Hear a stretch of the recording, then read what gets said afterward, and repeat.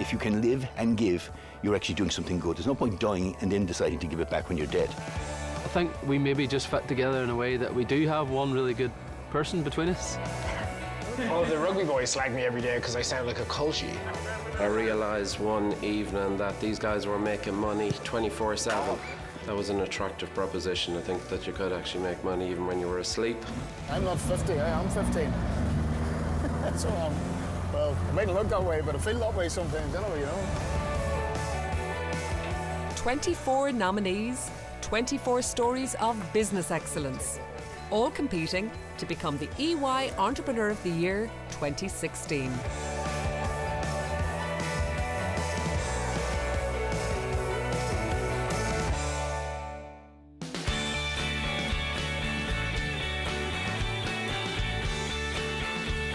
For more than 30 years, Maurice Healy has been at the helm of food ingredients and chemical distributions company, the Healy Group, with a turnover of about 100 million euros. With a long repertoire of business success, paying back some of his good fortune is music to Maurice's ears. We were always giving back something every year to certain charities that we actually had a very strong leniency towards. So we decided to set up the Healy Foundation.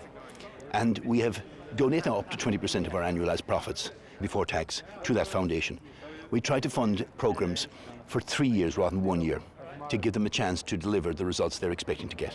It's an Italian instrument, about 100 years old, and this wonderful gentleman has just given it to the orchestra. Fabulous. So I'm really delighted On to loan. play it. On loan, of course. It will remain yours. It's getting left to the ground. And by the way, in the hands of an incredible gentleman. Really. And I retire and I have to give it up. The next person. If you can live and give, you're actually doing something good. There's no point dying and then deciding to give it back when you're dead. I like to give it when I'm alive, and I have enough.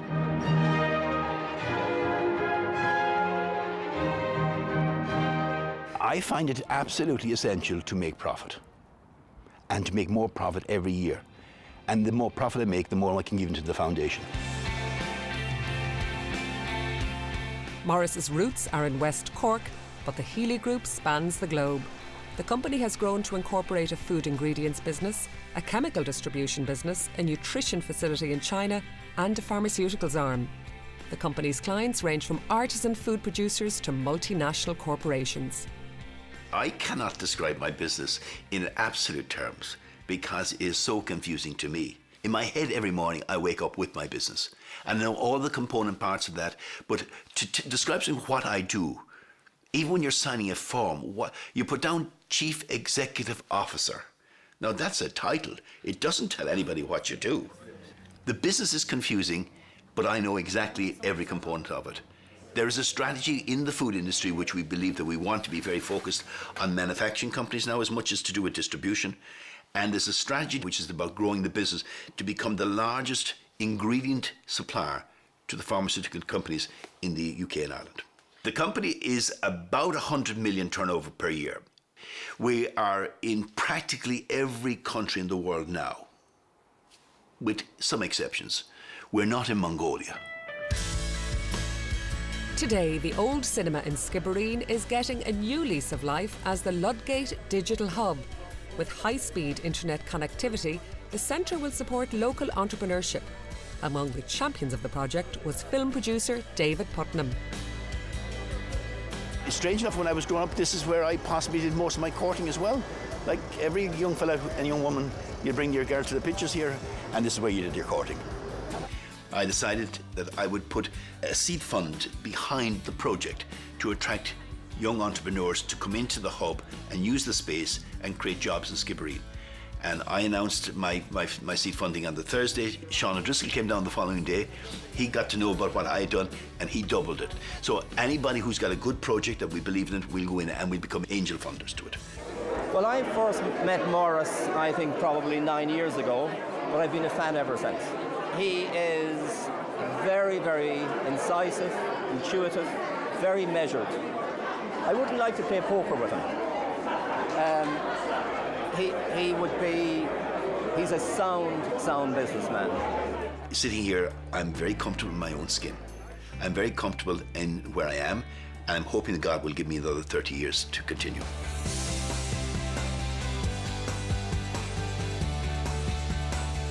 Eamon Donnelly was just 17 years of age when he first started selling kitchens. He has grown that expertise into Uform, a distributor of kitchen doors and components, employing 130 in County Antrim. At work and at home, he understands that a dream kitchen is the heart of every home. I love cooking. It helps you de-stress, and it helps you actually, I suppose, understand as well that you're giving something to people that they enjoy. Well, most of the time.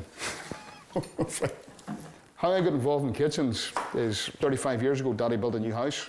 The guy that done Dad's kitchen had asked my father would he start selling kitchens for him because he knew Dad sold a bit as well. Dad said to him, no, I'm too old for it. That young fella there will start selling kitchens for you. That was me. So that's how I got into kitchens. That lucky break has turned into a multi-million-pound business. The Tombridge facility is 110,000 square feet. Here, custom finishes can be applied before kitchens are checked and packed for customers. The site also houses an award-winning showroom, itself an investment of £780,000 in Uform's future. It showcases 52 possibilities for a fantasy kitchen. We've got very exacting standards in the company, and this is our pride and glory as part of that, because everything we do ends up in here. It's ultimately wanting to do things right and being honest with yourself. That would be huge in Uform. Integrity. We don't do nonsense here. It's happy people are productive people. I love seeing people smile. That's the kick in it for me. And seeing people that has been here for 20 years buy homes, rear a family, better themselves in the back of Uform. That's what makes me personally proud. When myself, my father and my brother actually set the business up in 1993. We grew up in very humble surroundings in a social housing estate that's fundamentally just a quarter of a mile from here. And we never ever lose where we came from. We're very proud of that, proud of our heritage. We're in the wonderful townland of Newbridge, where I'm very proud to say that I grew up. Born in 1965, spent the first 16 years of my life in this wonderful house here. And I can say that actually the happiest memories of my life, played football here on this very street. And many a morning I got up and looked out next door, and one of our neighbours, Sean Devlin, had an RS 2000 sitting, and I said to myself, someday I'm going to own one of those. Well, the car basically is 1972, it's an RS 1600. Obviously, they were very, very rare in their day. It's a Mark 1, obviously. Totally restored, bottom up, concourse condition. This was as good as it got in 1972, Obviously, no power assisted steering. So, as you can see, it's just a real driver's car, really fun. There's great get up and go in it, You just feel so privileged to have such a wonderful, iconic car that's also very rare and very, very special, So, I'm not 50, I'm 15. So, well, it mightn't look that way, but I feel that way sometimes,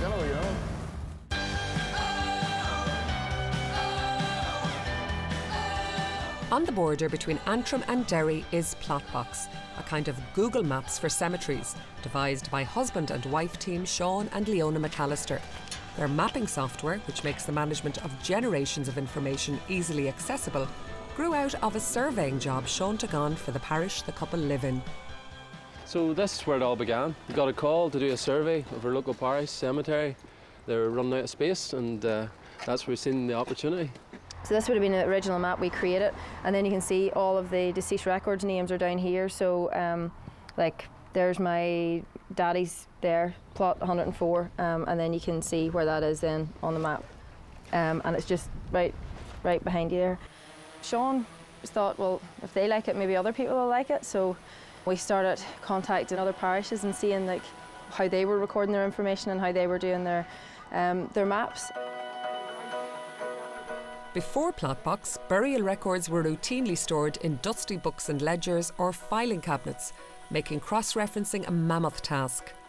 Plotbox gathers all the relevant data together, matches it to accurate maps, and allows customers, from parishes to cemetery owners, to access that information in real time from anywhere on any device. The cloud-based management software completely streamlines day-to-day activities. So, for example, if I turn on this heat map, we've got red is full, yellow is partial, which means there is a burial in the plot, but there is room for more burials. Blue is empty, which means someone owns it, but no one's buried in it. and green is available, so it's available for you to allocate for burial or to sell. Lots of people ask us, how the heck do you work with your husband? Because I would kill mine. But I think it takes that balance to kind of accept your weaknesses and work on your strengths. And I think we maybe just fit together in a way that we do have one really good person between us. Nice one. No, you're not allowed to, Cat. Right, kick it out again. So yes, we've got a lot going on at home as well. So we've got 3 kids, 6 chickens, and a dog. So now we really can do that without the help of our family network, especially the 2 grannies and my father. So definitely takes a lot of arranging, and to be honest, we would get an opportunity to go somewhere at the last minute or a short notice, and they're always there just to come in and take over and offer support. So it's been great to have them around.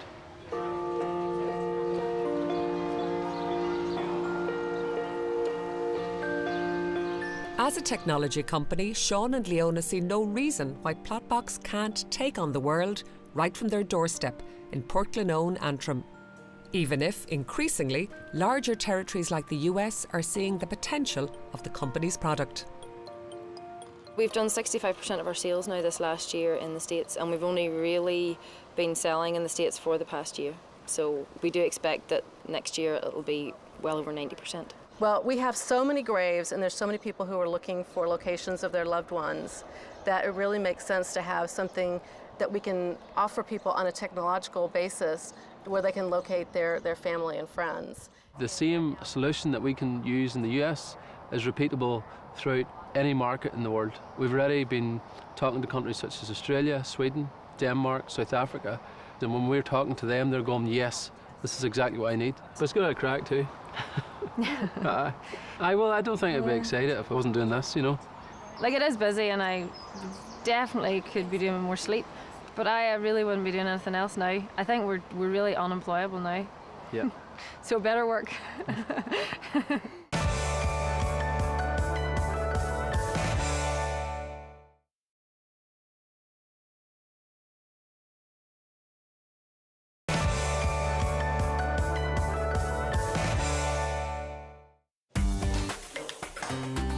The inventions of the future will have their foundations in the imaginations of today's young people. With billions invested each year in R&D in Ireland, inspiring the next generation of science and engineering entrepreneurs is child's play at science summer camps, where the passion for invention burns brightly. It's an incredible feeling because I've just made a robot. I've done that, and it makes you feel so amazing. And yet it's still good for all the things you learn in school, maths, science, but it makes it fun. I just like it because you can use your imagination, you can build weapons. Without engineers, the world wouldn't be the way it is now, and that's what we try and do, is to try and spark that interest in kids using Lego as the tool to do it. But it's that idea of using technology, using it to create and not just to consume, is incredibly important. The world's changed so much in the last 10 or 20 years that if you look at some of the biggest businesses now, they are based completely on knowledge that we have from science, research, engineering and maths. So I think what we need to do is make sure that we feed that pipeline, because otherwise we will have technologies that we won't be able to bring any further, or we won't be able to actually implement for people in their everyday lives. At the tender age of 13, app developer and EU Digital Girl of the Year Niamh Scanlon is a role model for STEM students everywhere. I remember going to my first Coder Dojo class when I was 9 years old, and I went in and we were sort of changing the background colour of a web page and adding images and changing text. And although now that I think back on it, it was really simple, I was really amazed. I was so happy with myself being able to make a website all by myself. I definitely think coding is creative because you can make anything with it. So Minecraft is made using coding, and then Facebook is also made, and they're quite different things. So really anything can be made using coding. Anything that you can imagine, you can make. The interesting thing for me around science and those types of disciplines is that they're incredibly important to Ireland because they are fostering a sense of innovation that is beyond the shores. So when you're in those disciplines, you're in a global market immediately. And our ability to come from Ireland and play a part in the economies all around the world and to be seen as innovators all around is something that's very special and something that's been nurtured very, very well within Ireland. Some people would say that scientists make rubbish business people, but actually you need the same skills to be able to analyse what do I need to do, how am I going to get there, but more importantly, adapt and evolve it along the way.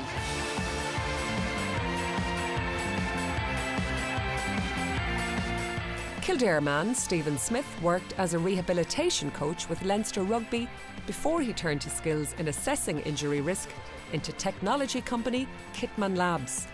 The data gathered can be used to tailor training regimes to an individual athlete's needs and reduce the potential for injuries. Yeah, I love rugby. I grew up playing rugby and started the outset of my career working in professional rugby. This is my environment. I suppose I'm becoming more experienced with the situation in the boardroom, but this is where I love. So what's happening here today is a speed session for the Irish men's sevens team. So today they're using our technology and our applications to collect relevant information about their recovery and readiness status, how they've slept over the last number of days, any stiffness or soreness that they would have. The trainers, the physios, the strength and conditioning coaches can now go and actually change the way they train their athletes, change the way they treat their athletes. Reducing injury is the ultimate goal. Central to this is Kitman's bespoke technology that captures the unique characteristics of each athlete's movements. Subtle changes in these movements indicate the possibility that an injury can occur, but changes in the training regime can compensate for this and help avoid injury. I mean, we don't have a crystal ball, but what we can do is showcase when certain aspects of how somebody moves changes, and then use that information to highlight this potential risk of injury increase. If we were looking for something that might tell us about injury risk, we would look at a particular movement. Here we can see what's happening at someone's left knee versus what's happening at their right knee. You can clearly see here, just as he's going to push off, he actually overloads on that right knee more than the left-hand side, which we know is a huge risk and a huge increased potential for injury just due to that.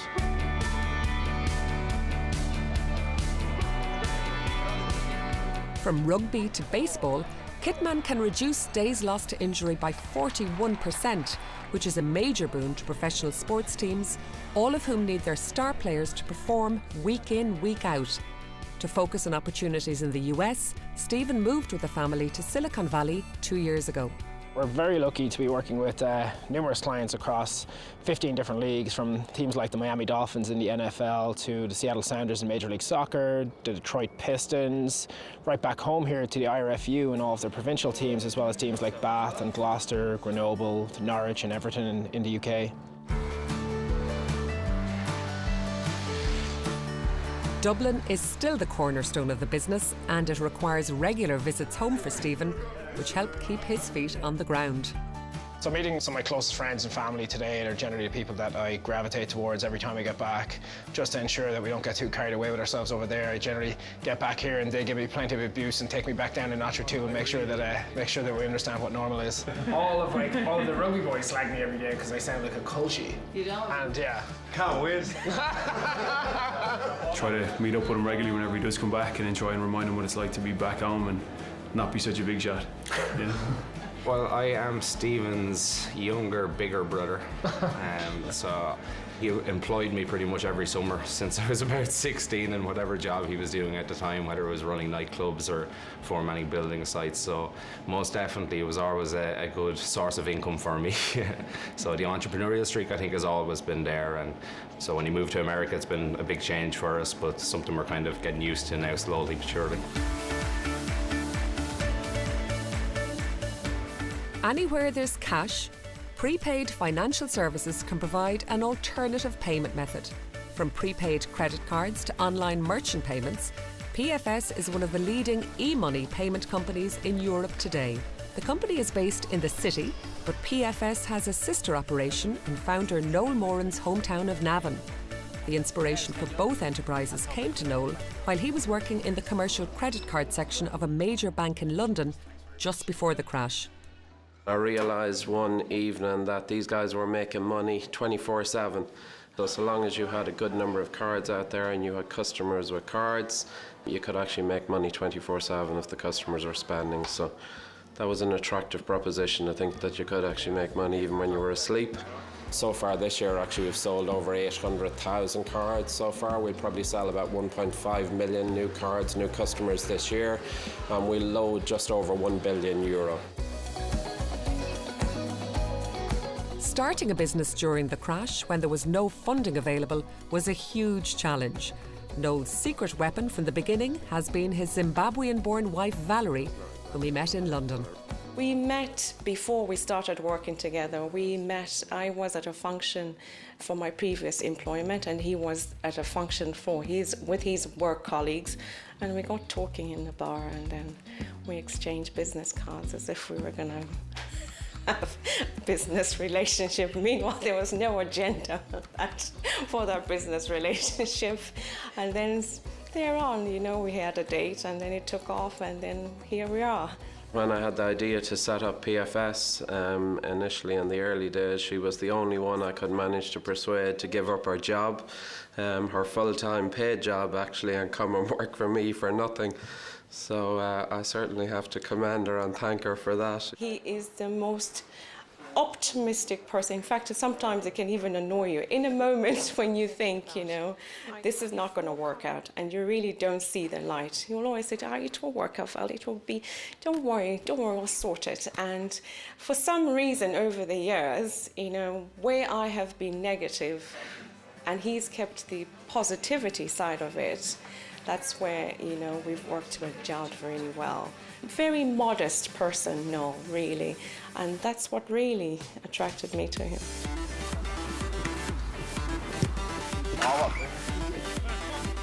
Having part of the business in Navan keeps the couple in touch with Noel's beloved parish GAA team, Bective. When you're gone too old for playing, the only way you can be involved is either sponsor them or go to the games. So I think I started playing with Bective when I was probably 6 or 7. I was thrown into the back of a car and brought off to football matches where we could only field 12 and 13 lads. So. Over the years, I've also grown to enjoy the game, and also that same passion has rubbed off with myself as well. I mean, I think when I initially came over, I didn't understand a single thing about the game. It was merely just coming to stand and watch the ball rolling around and people running around. That was it for me. But I mean, if you can't beat them, join them, they always say. Absolutely, absolutely. So that's what I've decided to do, join them. Next week, helping people with Parkinson's walk to their own beat. Finding what's on trend in the news business, a lean Belfast contracting machine, future-proofed in Dublin, and banking on the Ulster Fry.